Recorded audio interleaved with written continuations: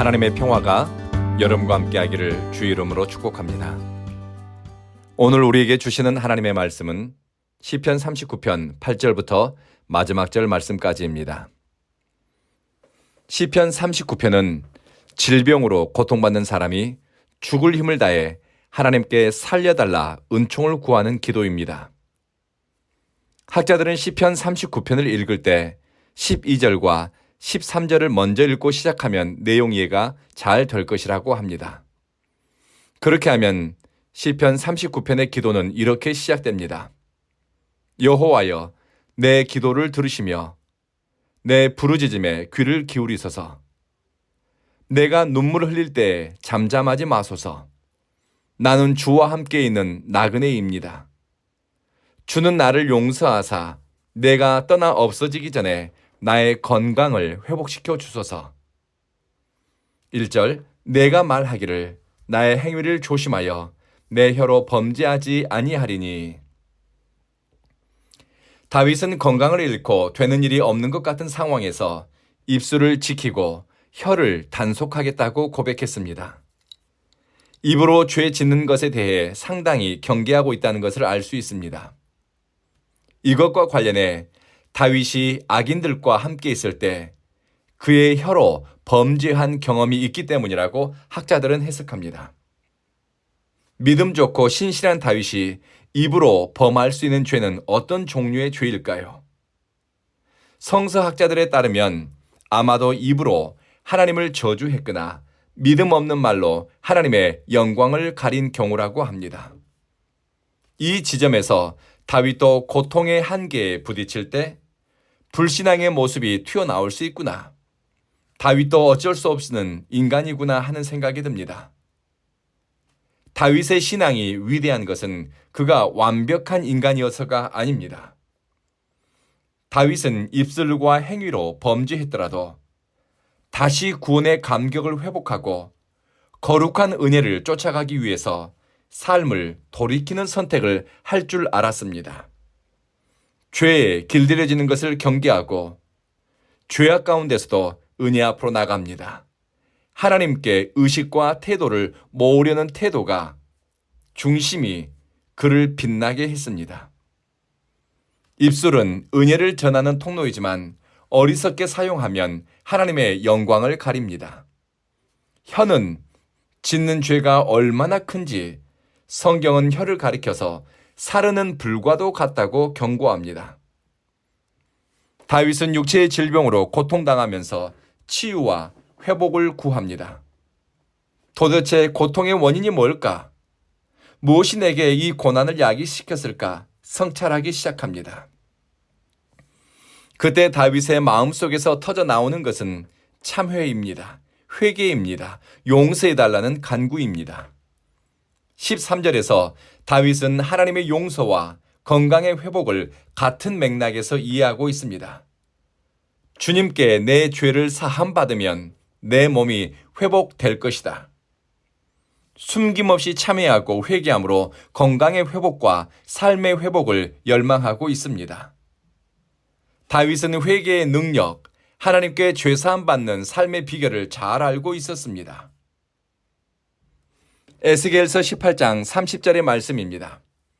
너희는 회개하고 너희의 모든 범죄에서 떠나 돌이켜라. 그렇게 하면 죄가 장애물이 되어 너희를 넘어뜨리는 일이 없을 것이다.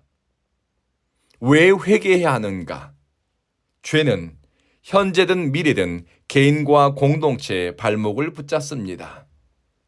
죄는 개인을 시궁창 같은 삶, 영적 부패함에 빠지게 합니다. 그리고 죄는 공동체의 역사 발전을 막고 하나님이 주실 복을 누리지 못하게 합니다. 좋은 열매가 뿌려져 30배, 60배, 100배의 결실을 맺는 것처럼 죄도 뿌려지면 30배, 60배, 100배의 열매를 거두어 드립니다. 죄는 인간 영혼을 황폐하게 만들고 몸을 병들게 하고 죽음에 이르게 합니다. 죄의 결과가 지금 당장 나타나지 않는다고 좋아하는 것은 어리석은 사람입니다. 죄를 통해 지금 당장 이익이 생기고 잘 된다고 기뻐하는 사람은 그 마음에 하나님 경외하는 마음이 없는 사람입니다. 창세기에 보면 죄가 창궐할수록 인간 수명이 급격하게 줄어듭니다. 회개하지 않는 개인과 공동체는 끊임없이 욕심을 쫓아가고, 통제되지 않는 욕망은 사람들의 겉모양과 마음의 변화를 일으키고 불의한 문화를 만들고 공동체에게 고통을 가져옵니다. 그러나 회개하고 하나님께로 돌아가는 사람은 죄가 장애물이 되어 그의 발목을 붙잡지 않습니다. 죄는 시간이 갈수록 옅어지고 희미해지는 것 같지만 그렇지 않습니다. 오히려 인간의 마음과 삶이 죄에 길들여집니다. 길들여지다 보니 죄를 죄로 인식하지 못하고 무감각해지니 과거의 죄, 회개하지 않은 죄를 덮어두고 묻어두고 그러려니 지나가려고 합니다. 죄가 희미해진 것이 아니라 양심이 죽어가고 있는 것입니다. 죄의 힘은 결코 감소하지 않으니 다윗은 질병과 육체적 고통 속에서 지난 시간들에 대해 참회하고 그의 입술의 말과 행위에 대해서 회개하는 것을 선택합니다. 예레미야 4장 3절의 말씀입니다. 유다 백성과 예루살렘 거민아, 가시덤불 속에 씨를 뿌리지 말아라. 묵은 땅을 갈아엎고서 씨를 뿌려라. 회개하지 않은 채 좋은 말씀 듣고 교양 있는 척 사는 것은 가시덤불 속에 씨를 뿌리는 것과 같습니다. 어떤 지도자들은 자기 이익에 부합되면 교회를 찾아가거나 유명한 목사님들과 친분 관계를 유지하지만 정작 중요한 순간에는 무당을 찾아가거나 점집에 가서 자기 인생길을 묻는 사람도 있습니다. 그들이 드리는 예배는 하나님과 아무 상관없는 예배입니다. 마음을 기경하지 않은 채, 죄를 청산하지 않은 채 듣는 하나님의 말씀은 그들의 삶에 아무런 변화도 일으키지 못합니다. 참된 회개는 묵은 땅을 갈아엎는 행위입니다. 내 마음의 밭을 가는 것입니다. 저는 초등학교 때 쟁기질을 배웠습니다. 쟁기질을 배울 때 제일 많이 들었던 소리가 쟁기를 깊이 넣으라는 이야기였습니다. 힘을 주어 쟁기를 땅 깊이 박아 넣어야 깊이 갈리고 제대로 쟁기질이 됩니다. 쟁기질이 잘 된 땅에서 곡식이 잘 자라고 잡초 관리가 수월해집니다. 그러나 어설픈 농부, 게으른 농부는 쟁기를 얕게 넣고 신육만 하니 좋은 땅을 만들지 못하고 좋은 씨앗을 뿌려도 풍성한 열매를 거두지 못합니다. 신앙생활은 내 마음이 어디로 향하는지를 살피는 태도이고 하나님과 나와의 관계를 정직하게 성찰하는 일상의 자세입니다. 다윗은 연약하고 흠이 있음에도 불구하고 주님 앞에서 눈물 흘리며 죄에 대해 아파했습니다. 12절 내가 눈물 흘릴 때 잠잠하지 마소서. 그리고 주님이 나를 용서하시며 내 건강을 회복시켜 주십시오 라고 부르짖었습니다. 애통하는 마음과 상한 심령으로 주님을 찾으면서 몸이 회복되는 은혜, 일상이 회복되는 은총을 구하고 있습니다.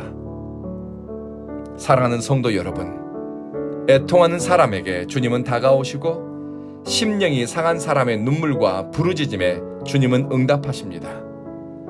오늘 기도의 언어는 나는 주님과 함께 있는 나그네, 내가 눈물을 흘릴 때 잠잠하지 마소서, 나를 용서하시고 내 건강을 회복시켜 주소서입니다. 기도하겠습니다. 자비하신 주님, 깨진 그릇처럼 삶이 망가진 것 같고 미래에 대한 두려움이 일어날 때 주님 앞에 선 우리의 태도와 삶의 중심을 살피게 하소서. 애통하는 마음으로 참회하고 과거 불순종의 삶과 죄된 선택들, 하나님이 기뻐하지 않는 일과 행위들에 관여했음을 회개하게 하소서. 우리 영혼이 성찰하면서 깨어나고 회개하면서 양심이 살아나고 작은 죄에도 민첩하게 반응하며 불의한 일과 악한 사람들과는 거리를 두게 하소서. 사랑하는 주님, 2025년 우리 온 교회에는 심령이 회복된 사람들의 찬송과 하나님을 사랑하는 사람들이 부르는 감사가 넘치는 해가 되게 하소서. 말씀과 기도로 영적 뿌리를 두텁게 하며 그리고 깊이 내리게 하시며 말씀과 기도에 대한 관심과 열정이 성도들 안에 회복되게 하소서.